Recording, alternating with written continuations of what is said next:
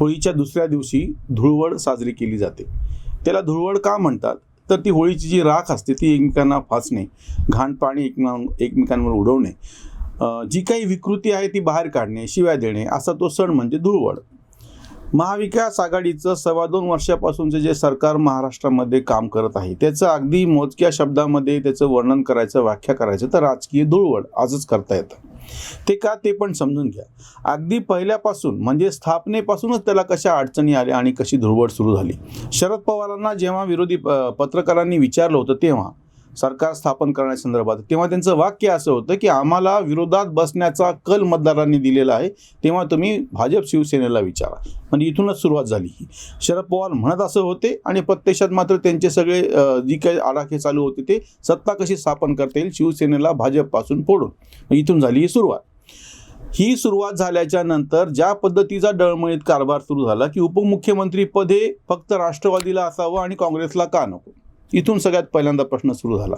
मग महसूल मंत्रीपद बाळासाहेब थोरातांना काँग्रेसच्या देऊन शांत करण्यात आलं आणि अजून पुढची गोष्ट म्हणजे विधानसभेचं अध्यक्षपद त्यांच्या एक वाट्याला दिलं जास्तीचं, कारण की त्यांना उपमुख्यमंत्रीपद दिलेलं नव्हतं म्हणून. नाना पटोले काँग्रेसचे जे मूळचे भाजपचे होते किंवा त्याच्या आधी परत काँग्रेसचेच होते, म्हणजे ते अपडाऊन त्यांचं चालू आहे, त्यांना काँग्रेस त्या विधानसभेचं अध्यक्षपद विधानसभेचं अध्यक्षपद देण्यात आलं. त्याच्यानंतर त्यांना जे काही मंत्रीपद पाहिजे होतं किंवा जो काही त्यांना एक अजून सन्मान पाहिजे होता त्यासाठी त्यांनी काही दिवसातच ते अध्यक्षपद सोडलं. अजूनही ते अध्यक्षपद भरल्या गेलेलं नाही. त्याच्यावरून सगळे वाद चालू आहेत. म्हणजे बघा, धुळवडीचे तुम्हाला मी एक एक असे प्रसंग सांगतो कशा पद्धतीनं ही सगळी आणि त्याची परवड कशी होती आहे. त्याच्यामध्ये ही राजकीय धुळवड आहे आणि त्याच्यामधून महाविकास आघाडीची परवड कशी होती. आता अध्यक्षपद वादाच्या भोवऱ्यामध्ये सापडलेलं आहे आणि सध्या विधानसभेला अध्यक्षच नाही. खास अध्यक्षाच्या नेमणुकीसाठी त्याचे मतदान कसं असावं, गुप्त असावं का हातवरती करून असावं, ह्याच्यावरती वाद झाला. राज्यपालांनी नकार दिला आणि परत एकदा महाविकास आघाडी अडचणीत सापडली. पुढचा जो मुद्दा होता की राज्यपालांनी जे आमदार नेमायचे, खरं तर त्याच्या आधी मुख्यमंत्री उद्धव ठाकरे हे स्वतःच कुठल्या सभागृहाचे सदस्य नव्हते, त्यांचंच मुख्यमंत्रीपद धोक्यात आलेलं होतं आणि ती जी निवडणूक आहे विधान परिषदेची बिनविरोध झाली तर त्याला काही म्हणजे त्याला धोका नव्हता फारसा. पण जर प्रत्यक्ष निवडणूक झाली असती तर अडचण आली असती. ती बिनविरोध होण्यासाठी परत काँग्रेसने कोडा घातला की काँग्रेसला किती आमदार असावेत आणि त्या वादावादीमध्ये भाजपला एक आमदार जास्तीचा आपला निवडून आणता आला. परत एकदा महाविकास आघाडीची परवड झाली आणि मुख्यमंत्र्यांचं पद वाचवण्यासाठी म्हणून निवडणूक बिनविरोध व्हावी म्हणून त्यांना माघार घ्यावी लागली. अजून एक जो प्रसंग आहे की 12 आमदार विधान परिषदेवरती जे नेमायचे होते राज्यपालांकडून, आज तागायत म्हणजे त्यालाही आता 2 वर्ष पूर्ण व्हायला लागलीत, आज तागायत हे आमदार नेमल्या गेलेले नाहीत. जी यादी सरकारकडून राज्यपालांकडे गेली, राज्यपालांनी ती नाकारली. राज्यपालांचा तो हक्क आहे, म्हणजे नाकारण्याचा हक्क आहेच, पण ते राज्यपाल नियुक्त आमदार आहेत. त्याच्यावरती अजूनही महाविकास आघाडीला काहीही करता आलेलं नाही. नुसतं त्यांनी त्रागा करून घेतला, बोलून घेतलं, राज्यपालांचं त्याच्या धोत्रावरून चेष्टा करून झाली, सगळं करून झालं. त्यांच्या काळ्या टोपीवरून त्यांना हिणवून झालं. सगळं केल्याच्या नंतर सुद्धा अजूनही 2 वर्षाच्या नंतर हे 12 आमदार नेमल्या गेलेले नाहीतच. त्याचा बदला म्हणून भाजपच्या 12 आमदारांचं निलंबन केलं गेलं. ते निलंबन अगदी सर्वोच्च न्यायालयानं अवैध ठरवलं आणि त्या आमदारांना परत एकदा विधानसभेमध्ये बसायची त्यांच्याकडून परवानगी मिळाली. त्यांची आमदारकी चालू राहिली. इतकंच नाही तर जेव्हा हे आमदार विधान भवनाच्या परिसरामध्ये येतील तेव्हा त्यांना आम्ही रोखूच असं विधान भास्करराव जाधव सारख्यांनी केलं आणि त्याला पण प्रत्यक्ष विधानसभेचे उपसभापती, विधान परिषदेचे उपसभापती नीलम गोरे यांना जाऊन राज्यपालांकडे त्याचा खुलासा करावा लागला आणि असं काही नाही, ह्या 12 आमदारांची आमदारकी परत चालू राहील. ही एक परवड झाली. प्रत्यक्ष करोना काळामध्ये फार मोठ्या प्रमाणात वांद्र्याला सगळे मजूर जमले आणि त्यांना त्यांच्या गावाकडे जाण्यासाठी ट्रेन कशी आहे आणि तो जो गोंधळ झाला, जिशान सिद्दीकी म्हणून जे काँग्रेसचे आमदार आहेत त्यांच्या त्या सगळ्या कार्यक्षेत्रामध्ये झाला आणि त्याच्यावरून जे एक तोंडावरती आपटली महाविकास आघाडी आणि जो एक क्षोभ मजुरांचा कोरोनाच्या काळामध्ये ज्यांना आपापल्या गावाकडे जायचं होतं ती एक समस्या गंभीर निर्माण झाली. किंवा वाधवान कुटुंबियांना इतक्या सगळ्या लॉकडाऊनच्या काळामध्ये सुद्धा महाबळेश्वरला जायची परवानगी दिल्यामुळे कशी अडचण आली आणि त्यामुळे कसंच मग सचिवांवरती कारवाई करावी लागली, त्यांना सक्तीच्या रजेवरती पाठवावं लागलं. प्रत्येक पातळीवरती अर्णव गोस्वामीचं प्रकरण तर कितीतरी वेळा भाऊ तोरसेकरांनी मांडलेलं आहे की त्यांना त्यांच्यावर TRPची खोटी केस कशी केल्या गेली आणि त्याच्यावरून म्हणजे अर्णव गोस्वामीला आत्महत्या करायची वेळ येईल म्हणणारे नवाब मलिक सध्या तुरुंगात जाऊन पडलेले आहेत आणि अर्णव गोस्वामी बाहेर व्यवस्थित खुशाल आहे. किंवा कंगना राणावतचं घर पाडल्याच्या नंतर उखाड दिया असं सामनाला हेडिंग देणारे संजय राऊत स्वतः आता ईडीच्या अडचणीमध्ये सापडलेले आहेत.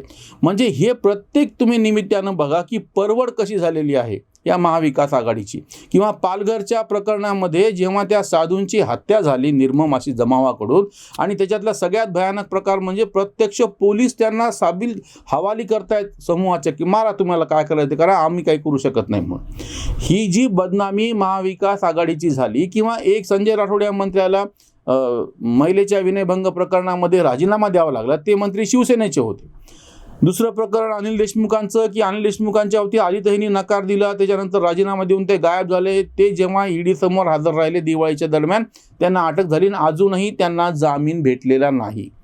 एका मंत्र्याचा राजीनामा आला, दुसऱ्या मंत्र्याचा राजीनामा आणि त्याची अटक झाली, तिसरा मंत्री आता तुरुंगात जाऊन पडलेला नवाब मलिक.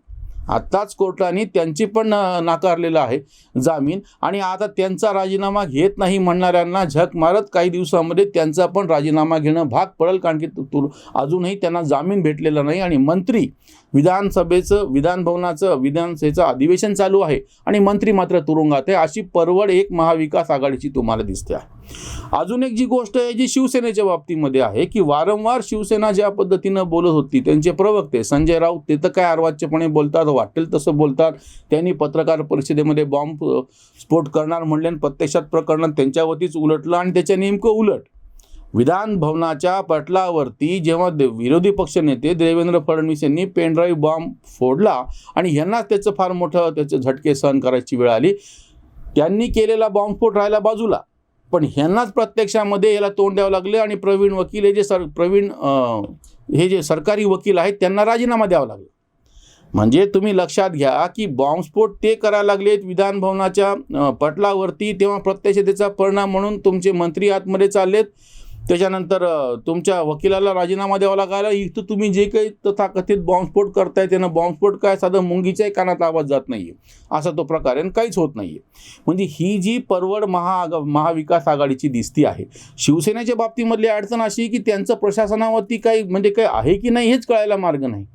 ज्या पद्धतीचे वक्तव्य मुख्यमंत्री करतात, त्यांचं फेसबुक लाईव्ह असो किंवा त्यांची भाषणं असो किंवा त्यांनी लोकसत्तासारखी दिलेली मुलाखत असो, त्याच्यामध्ये म्हणजे इतका बालिशपणा, इतका काय उठवळपणा किंवा इतकं काहीतरी म्हणजे ज्याला किमान प्रशासनही कळत नाही. किंवा ते जेव्हा राजकीय बाबतीमध्ये 30 वर्ष आम्ही सापाला दूध पाजलं असं वक्तव्य करतात भाजपच्या बाबतीमध्ये. 1989ला पहिल्यांदा विश्वनाथ प्रताप सिंग बाहेर पडल्याच्या नंतर मोठ्या प्रमाणात काँग्रेसच्या विरोधातली एक लाट भारतभर सुरू झाली होती. 3-4 राज्यांमध्ये तेव्हा भाजपचे मुख्यमंत्री झाले होते की जेव्हा की शिवसेना फक्त विरोधी पक्ष नेता होती, जेमतेम महाराष्ट्राच्या विधानसभेत. म्हणजे सापाला दूध पाजतोय असं म्हणणारे एका अर्थाने हे मान्य करतात की आम्ही कोणीतरी मोठे आहोत आणि तो साप आहे. उद्धव ठाकरेंनी ह्याचं उत्तर द्यावं की अगदी बाळासाहेब ठाकरे हयात होते तेव्हाही भाजपचे महाराष्ट्र सोडून, महाराष्ट्रात तर आत्ता नंतर 2014ला मुख्यमंत्री झाला त्यांचा, आधी तरी त्या ह्याच्यामध्ये म्हणजे युतीमध्ये उपमुख्यमंत्री होते गोपीनाथ मुंडे. तुम्ही जेव्हापासून तुमची युती आहे अगदी त्या क्षणापासून 1989 पासून राजस्थान, त्याच्यानंतर गुजरात, त्याच्यानंतर म्हणजे गुजरातमध्ये नंतर झाले, आधी चिमणभाई पटले होते, मध्य प्रदेश, त्याच्यानंतर दिल्ली, 4-4 राज्यांमध्ये भाजपचे, तेव्हा नंतर उत्तर प्रदेश भाजपचे मुख्यमंत्री होते. आणि तुम्ही काय म्हणताय की आम्ही सापाला दूध पाजतो आहोत. तुमची प्रादेशिक म्हणून अर्ध्या महाराष्ट्रामध्ये पण आमदार निवडून आणायची एवढी कधी ताकद नव्हती आणि तुम्ही जो देशव्यापी पक्ष आहे त्या पक्षाला असं म्हणताय की आम्ही सापाला दूध पाजतो आहोत म्हणून. किंवा शिवसेना भाजप बरोबर सडली म्हणत असताना 1995ला जेव्हा युतीमध्ये तुमचाच मुख्यमंत्री झाला ना, मनोहर जोशी आधी मुख्यमंत्री होते, नंतर नारायण राणे शिवसेनेचेच होते. जेव्हा हे खोटं बोलतात म्हणून यांची परवड कशी होती की खोटं काय बोलतात की त्यांनी त्यांचं दिलेलं वचन पाळलं नाही. दोघांमध्ये ज्याचे आमदार जास्त त्याचा मुख्यमंत्री हे बाळासाहेबांपासून चालत आलेलं साधं तत्व होतं, कुणालाही माहिती आहे. आणि त्याचा प्रत्यक्ष पुरावा म्हणजे तुमचे 2 मुख्यमंत्री एक सोडून भाजपच्या पाठिंब्यावरती झाले महाराष्ट्राच्या विधानसभेमध्ये, जेव्हा की तुमचे त्यांच्या आमदार संख्येमध्ये 2-4चाही फरक नव्हता. आणि इथे दुपटीचा फरक असताना ते तुमचा मुख्यमंत्री मान्य कसा करतील, कोणाही साध्या पोराला पटणारा हा तर्क आहे. आणि तुम्ही मात्र सर्रास खोटं सांगता की आम्हाला मुख्यमंत्रीपद हवं होतं आणि त्यांनी दिलं नाही म्हणून. तेव्हा तुम्ही भाजपला फक्त उपमुख्यमंत्रीपद दिलं, मुख्यमंत्रीपद दिलं नाही किंवा अर्ध्या काळासाठी वाटून पण दिलेलं नाही. आणि जेव्हा की तुमच्या दोघांच्या आमदारामध्ये जास्त काहीच फरक नव्हता. 2014ला 122 आमदार त्यांचे निवडून आलेले. त्या मंत्रिमंडळात तुम्ही नंतर सामील झाला 6 महिन्यांनी. पहिलं मंत्रिमंडळ त्यांनी जे स्थापन केलं ते तुमच्या पाठिंब्याच्या शिवाय स्थापन केलेलं होतं. मग 122 आमदार असलेला पक्ष दुसऱ्या निवडणुकीमध्ये जेव्हा तुमच्याबरोबर युती करतो तेव्हा अर्ध्या काळासाठी कशासाठी मुख्यमंत्रीपद वाटून घेईल व्यावहारिक पातळीवरती. म्हणून ही जी परवड आता होते आहे तुमची. आणि आता जेव्हा नगरपंचायतच्या निवडणुका झाल्या, या निवडणुकांमध्ये तुम्हाला का नाही एक नंबरचा पक्ष होता आला. शिवसेनेची म्हणजे एक तर महाविकास आघाडीची परवड आहेच आहे, पण त्याहीपेक्षा जास्त शिवसेनेची परवड अशी आहे की त्यांना स्वतःचं अस्तित्व प्रत्यक्ष सत्ता असताना टिकवता नाही आले. जेव्हा की भाजपला 2014 पासून ते 19 पर्यंत मुख्यमंत्रीपद असताना पक्षाला एक नंबरचा पक्ष महाराष्ट्रामध्ये 4ही पक्षामध्ये मिळून आणून दाखवता आलेला होता. ही जी महाविकास आघाडीची सगळी परवड आहे त्याच्यामध्ये शिवसेनेची विशेषतः परवड आहे. आणि या धुळवडीच्या पार्श्वभूमीवरती राजकीय सुरू झाली धुळवड, आरोप ओरड धिंगाणाचं, पेन ड्राईव्हचा खोलवर दर्द, आरोपाने सर्द आघाडी ही. राजीनामा देतो वकील प्रवीण, उसवली वीण शासनाची. कोर्ट उतरते मंत्र्याचा रुबाब, जेलात नवाब खितपथ. वायफळतेच संजय उवाच, बोलतो उगाच पुन्हा पुन्हा. मोदींना उगाच बोलती प्रणिती, नवीन पनवती फुकटच. मंत्रिमंडळ हे आरोपींची टोळी, मंत्रिमंडळ हे आरोपींची टोळी, पेटलेली होळी कांत म्हणे, पेटलेली होळी कांत म्हणे. महाराष्ट्राच्या राजकारणामध्ये पहिल्यांदाच असा प्रसंग घडलेला आहे की 1, 2, 3, 4 मंत्र्यांवरती आरोप होत आहेत. काही जण जेलमध्ये आहेत, काही जण जेलच्या वाटेवरती आहेत. आणि या वसुली कांडच्या निमित्ताने सगळी यंत्रणा म्हणजे आता जे या वकिलांचं प्रकरण समोर आलेले प्रवीण चव्हाण यांचं, त्याच्यावरून एक गंभीर प्रकरण असं येते की सगळी यंत्रणाच पूर्णच्या पूर्णपणे सत्ताधाऱ्यांनी विरोधकांना किंवा इतरांना नमवण्यासाठी कशा पद्धतीनं हाताशी धरलेली आहे. म्हणजे सगळंच कसं किडून गेलेलं आहे, सगळ्याच कसं पोखरल्या गेलेलं आहे. आणि दुसरा जो एक गंभीर मुद्दा आहे की हे सगळे प्रकरणं, हे सगळं रेकॉर्डिंग बाहेर येतं. ह्याचा अर्थच असा की प्रत्यक्ष प्रशासनातलेच काही उच्च पदस्थ अधिकारी हे ह्या सगळ्याला कंटाळून विरोधी पक्षांकडं किंवा इतर कोणांकडं, पत्रकारांकडे हे सगळे पुरावे देत आहेत. आणि जे बाहेर येत आहेत, अतिशय गंभीर अशी राजकीयदृष्ट्या परिस्थिती महाराष्ट्रात निर्माण झालेली आहे. राष्ट्रपती राजवट लागेल का, पक्ष फुटून हे सरकार कोसळेल का, हे नंतरचे मुद्दे आहेत. ते होईल न होईल, पण जे काही प्रशासनाच्या पातळीवरती चालू होतं आणि त्याचे परिणाम सर्वसामान्य लोकांना भोगावे लागत आहेत, हे अतिशय गंभीर आहे. या धुळवडीच्या निमित्तानं महाविकास आघाडीची परवड आहे आणि शिवसेनेची पण परवड आहे. इथेच थांबूयात.